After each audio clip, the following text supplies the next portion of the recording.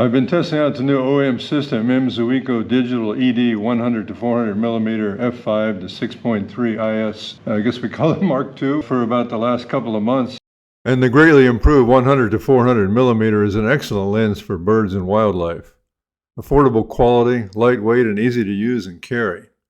And really being in a position to get the shot is what matters. I'm going to show you a lot of real-life examples, so check it out. Very similar to the previous version. It's essentially an update to the one that's been around for a while, and I've had this one about 2 years now. Externally, the two lenses look about the same except for the enhancements to the tripod mount. And it's been a good lens. I have no complaints with it as far as quality of pictures and video. I had a lot of fun with the old lens, and I got some good pictures and video with it because it is portable. I have the 150-600mm also, but it's significantly larger and heavier to carry around. This is a real easy lens to carry around.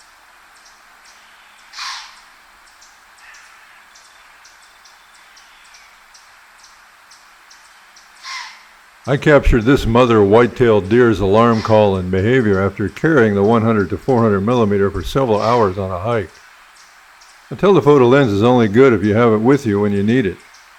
This clip got over 4 million Instagram and Facebook views. And you can see they're very similar, but there are some changes to the new one that make it more effective as a lightweight telephoto lens. Now, if you're not familiar with these, just to recap, it's 200 to 800mm, 35mm equivalent with the Micro Four Thirds OM system. My body that I've been using is OM1 Mark II. I used this lens previously on the OM1 Mark I. So to go over some of the big improvements, it has now built-in 5-axis sync image stabilization with 7 steps, up to 7 steps. And that really was noticeable because I've done a lot of testing with this. I shot a couple of photo shoots with Florida scrub jays, and I was up at the biggest weekend birding at the McGee Marsh shooting on the boardwalk. This size of lens with this zoom power is really great when you're close to the birds. It's really easy to use, really easy to maneuver. I found the autofocus, especially in bird mode, was faster and more accurate than the older 100-400mm. Very quick to snap onto a bird's eye, even in heavy brush, like in the case of this painted bunting. I enjoy capturing birds in their natural setting sometimes, as opposed to just another shot of a songbird perched out in the open. Rarely did the autofocus not lock on with a busy background or foreground. The other thing is it's just slightly lighter than the other one. I mean, I had no problem with the previous one as far as carrying it around. So the redesigned tripod saves a little bit of weight. It's also Arca Swiss compatible. It's also just a little bit easier to use as a handle. This one you can take off without taking the lens off. It's a subtle but an important improvement. The new 100-400 also has a fluorine coating on the front lens, which makes it easier to keep clean. It's more resistant to dust and water drippage, so it's easier to clean. You just wipe it off with a lens cloth or little lens packets that I carry usually in my pocket that I get at the optical store. The lens hood is the same.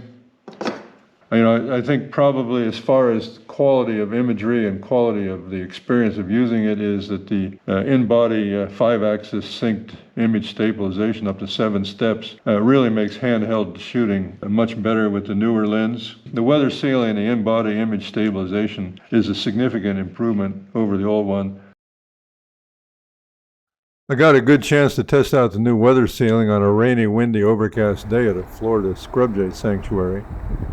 These charismatic, endemic songbirds are always a joy to be around. The new 100-400mm did well given the conditions in this low light environment, even at full 800mm extension.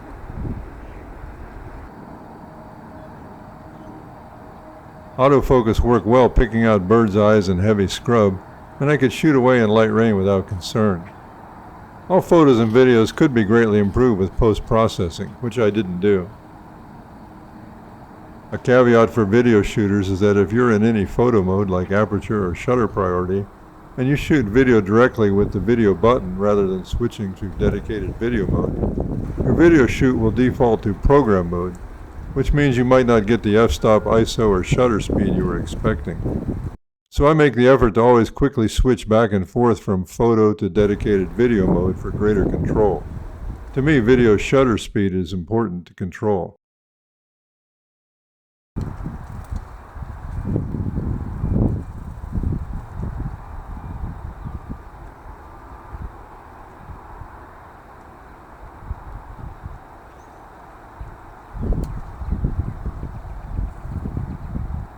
Had a lot of fun with this lens. Real easy to carry, quick to use in the field, quick to lock on, especially in bird mode, lock on and stay focused. I shoot a lot of video out in the field. My first instinct will be to shoot a few stills and get some good shots if I can, and then immediately switch to video, because video is the mode that I work in most often on my YouTube and Instagram accounts. There's no problem with locking onto a subject, autofocusing and things like that working just fine. I didn't find any problems at all with that.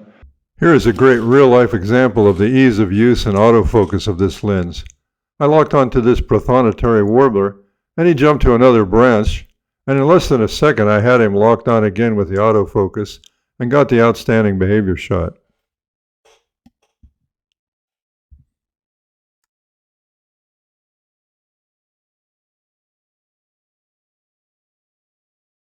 The minimum focus distance is still 1.3 meters or 4.26 feet. And essentially the optics are the same except for the fluorine coating.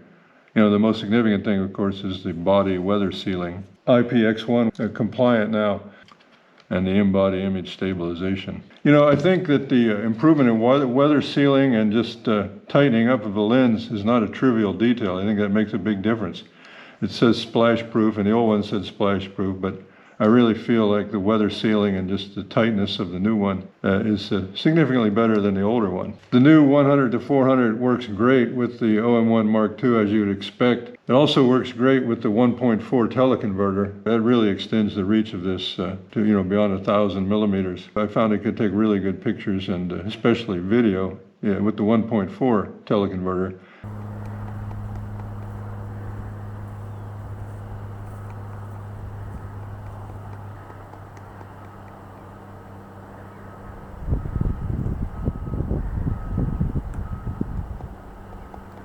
I have the 2.0 teleconverter. Anytime you're using the 2.0 teleconverter, you're kind of pushing it, but that really extends the range of this. In video, it can be pretty good, especially if you're on a tripod shooting video with a 2.0 teleconverter. It can still get some pretty decent video that really shows some detail, but you know, trying to shoot handheld with a 2.0 on here in good light is always a challenge, but those are good problems to have. This thing has such great reach.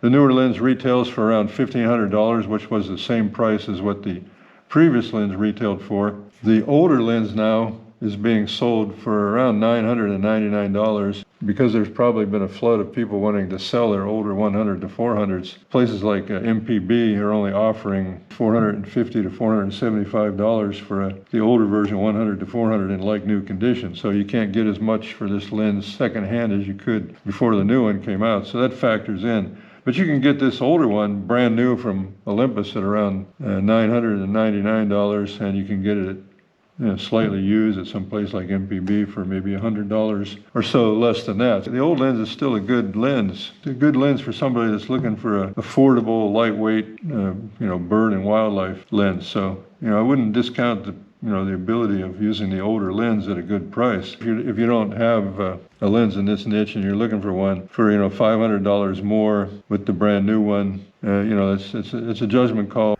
In summary, you can't go wrong with this new 100-400 lens, and I sold my old one and upgraded to the new one.